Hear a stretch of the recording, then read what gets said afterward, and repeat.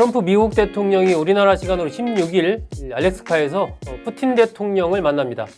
그래서 결국 이제 우크라이나 전쟁의 휴전 관련된 부분을 논의하기 위한 건데, 트럼프 대통령이 이 자리에서 좀 제안을 했습니다. 하나 이 젤렌스키 대통령한테 얘기를 한 건데, 그러니까 돈바스 지역, 동부 지역을 러시아에게 다 넘겨주고 대신 이 남부 해안가 이것을 러시아로부터 받는 영토 교환을 통한 어떤 휴전 이거 하는 건 어떠냐? 이렇게 이제 트럼프 대통령이 젤렌스키 대통령한테 얘기를 한 거죠. 젤렌스키 대통령 반응 어땠을까요? 절대 안 된다.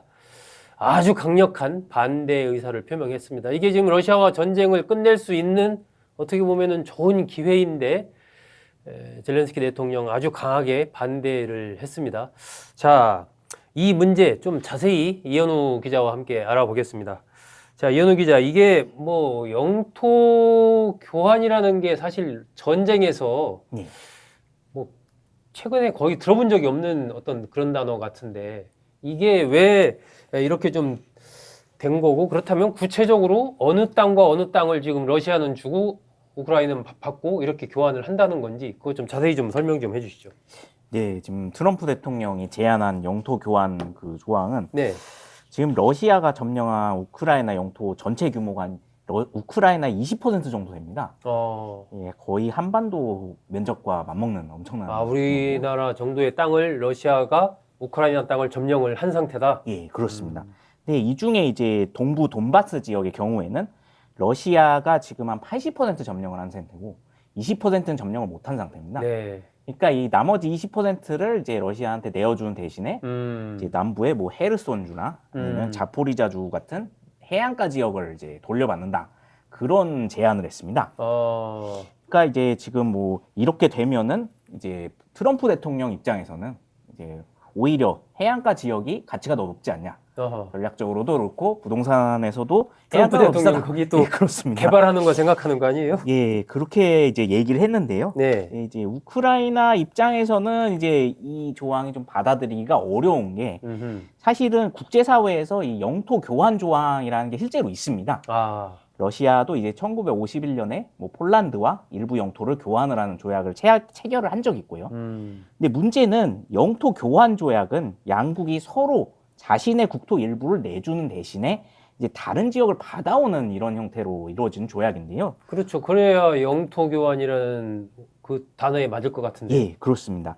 근데 지금 트럼프 대통령이 제안한 거는 사실 엄밀히 따지면은 러시아가 침공해서 강제 점령 중인 영토 중 일부하고 이제 우크라이나가 아직 지키고 있는 땅을 맞교환하라는 내용이기 때문에 사실은 전부 다 사실 국제법상으로 우크라이나 영토인데 그거를 놓고서 이제 영토 교환 조약을 맺어라, 이렇게 얘기를 하는 셈이 됩니다. 네. 그렇기 때문에 이제 우크라이나 측에서는 이제 도저히 받을 수 없다. 그리고 우크라이나 헌법에서도 이제 자신들 전체가 자기네 국토인데 네. 국토를 놓고 외국과 교환하는 조약은 아예 체결할 수 없게 돼 있습니다. 그렇기 때문에 강렬하게 지금 반대를 하고 있는 상황입니다. 그럴 수밖에 없는 상황이네요. 설명을 들어보니까. 예, 거기다가 심지어 러시아에서도 지금 반발이 엄청 크다고 하는데요. 이게 전선을 지금까지 조금만 더 유지를 하면은 이제 돈바스 지역은 20%밖에 안 남았기 때문에 우리 군 자력으로도 언제든지 점령이 가능하다. 근데 왜 이제 힘들게 얻은 헤르손이나 자포리자까지 내주면서 거길 다 받아와야 되냐? 이러면서 군부의 반발이 또 심해졌다고 알려져 있습니다.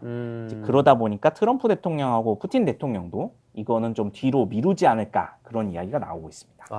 그렇군요. 이게 하여튼 참 쉽지 않은 과정이네요. 자, 러시아 입장에서는 그런데 어쨌든 이 남부의 그 해안가, 헤르손 지역 그런 쪽이 땅이 넓잖아요. 예, 그렇습니다. 돈바스 지역에 비해서 넓은 지역인데 거기를 내주더라도 어쨌든 돈바스 지역을 꼭 차지하려고 하는 이유가 있을 것 같은데, 그러니까 땅의 단순한 넓이 말고도 다른 이점이 있으니까 그렇게 할 거 아니에요? 그 이유는 어떻게 봐야 돼요? 네, 이거는 이 흔히 돈바스라고 지금 통칭을 하고 있는 우크라이나의 도네츠크주와 루간스크주 이 두 개 지역이 우크라이나에서 전략적으로 매우 중요한 지역이기 때문인데요. 이 지역은 우크라이나의 철광이 밀집해 있는 지역입니다. 자원이 많은 곳이군요. 예, 그렇습니다. 그래서 예전부터 소련 시절 때부터 제철소나 화학공장 등이 집결해 있는 지역인데요. 여기는 그러니까 한마디로 뭐 무기를 만들거나 아니면 이제 탱크를 만들거나 이런 데 있어서 필수적인 철이 일단 가장 많고, 그리고 화약을 만들 수 있는 화학 공장들도 밀집해 있기 때문에 네. 이런 전쟁 지속을 위한 기간 산업들이 밀집돼 있습니다. 그리고 또 하나 이점은 이 지역은 우크라이나를 지나가는 주요 간선도로들이 모두 지나가는 곳이라고 합니다. 예, 지도를 보시면은 이제 돈바스 지역은 좀 남북으로 좀 길게 늘어져 있는 모습을 하고 있는데요. 네. 이제 동쪽으로는 러시아 본토랑 또 연결이 돼 있고 서쪽으로는 우크라이나의 중심부와 이어져 있다고 하고요. 또 지도에서는 러시아 옆쪽에 있다 보니까 이 지역도 상대적으로 좀 작아 보이는데 네. 이 돈바스 지역 전체가 이제 우리나라 남한 면적의 절반 크기라고 합니다. 크네요. 굉장히 큰 지역입니다. 결국에는 여기를 러시아가 온전히 다 점령을 하게 되면은 러시아는 우크라이나의 북쪽을 공격하기도 수월해지고 이제 남쪽, 서쪽을 공격하기 모두 쉬워지는 것인데요. 그래서 그동안 이제 전투 상황에서도 지금까지 남아있는 돈바스 지역의 20%, 이 도네츠크주 서부 지역에 전쟁이 지금 집중돼 있다고 하고요. 여기가 사실상 뚫리게 되면은 우크라이나는 거의 모든 방어 전선을 포기해야 될 정도로 이제 심각한 상황에 처해진다고 합니다. 네. 그래서 지난 4년간 전쟁이 진행되는 동안에도 우크라이나 군의 참호나 방어 시설이 거의 대부분 이 지역에 집중돼서 건설이 됐습니다. 그러니까 여기서 계속 버텨준 덕분에 이제 전체 전선 길이가 1200km 정도 되는데 이거 전체를 지금 커버를 할 수 있었다는 건데요. 네. 그래서 우크라이나군 입장에서는 여기는 절대 못 내준다. 이런 이야기가 나오는 것이 아니냐. 이렇게 분석이 됩니다.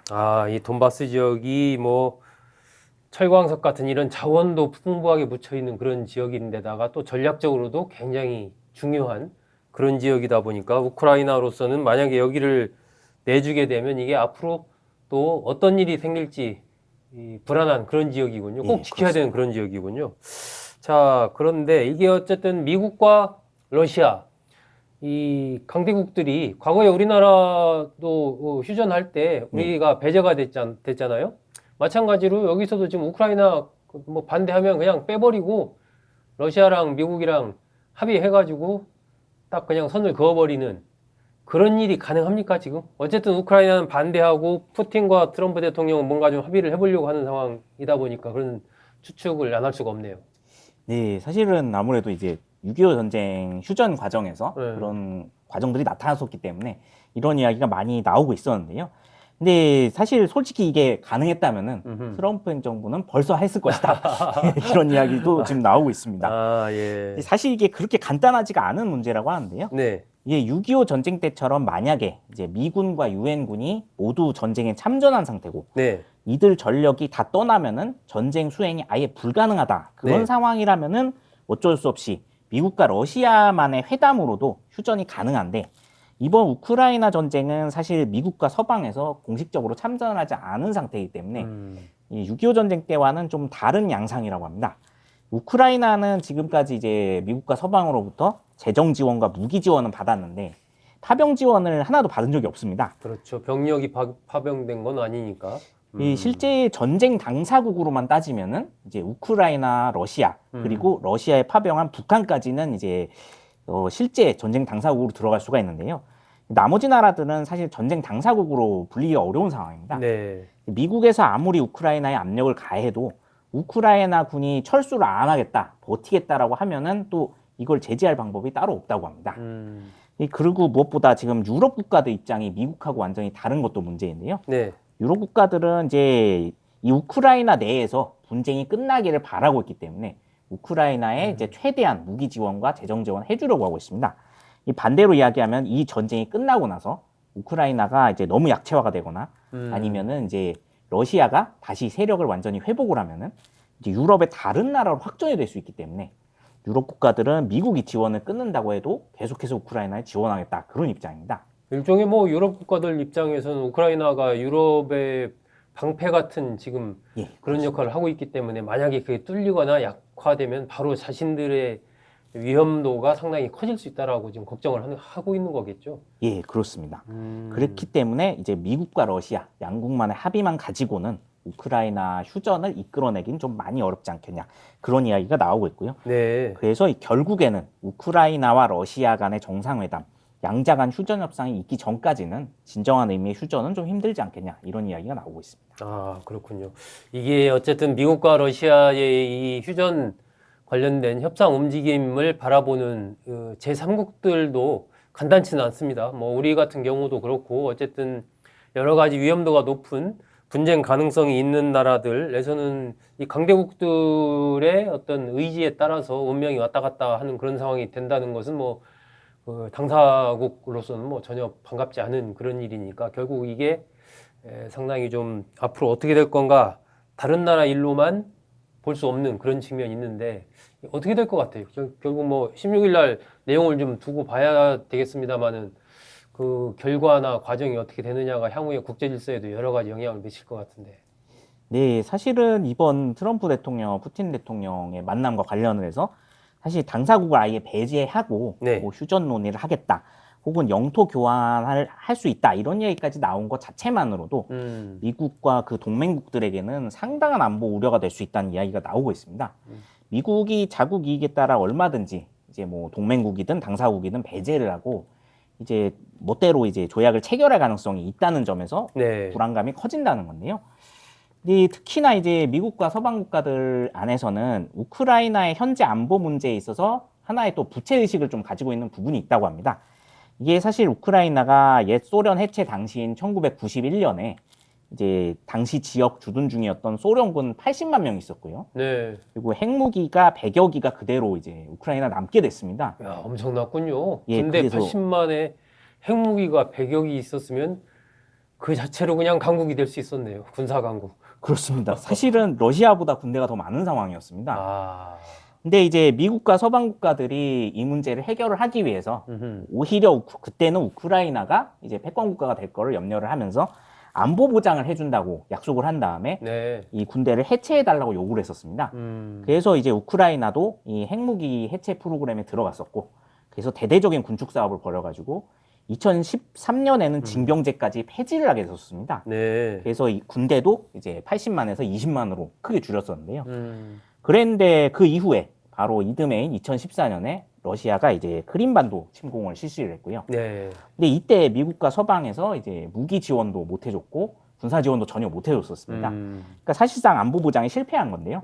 그러고 나서 이제 휴전을 요구를 했고 그 당시 휴전의 대가로 이야기가 나왔던 게 사실은 나토 가입이었습니다. 아하. 그러나 결국 나토 가입도 안 됐고 또다시 아직까지 러시아가, 안 됐잖아요. 그렇습니다. 러시아가 또다시 쳐들어오면서 아. 안보 보장이 완전히 무너졌는데요. 그리고 결국에는 이제 국가 안보라는 거는 타국을 전적으로 믿어서는 안 되고 그리고 스스로 지킬 힘이 있어야 된다. 이런 교훈을 준 셈이 됐습니다. 네. 특히나 이제 나토와 같은 집단 안보 체제에서는 이제 주도 국가인 미국이 의지가 없다면은 결국에는 이제 안보 보장은 사실상 어렵다. 이게 지금 결론으로 나온 상황이기 때문에 앞으로 더 많은 국가들, 우리나라를 포함해서 미국과의 확실한 안보 보장을 어떻게 이제 체결을 하고 네. 어떻게 받을 것이냐가 아마 새로운 국정 과제가 될 걸로 보여지고 있습니다. 그래서 이런 움직임에 우리나라도 더 민감하게 대응해야 할 걸로 전망되고 있습니다.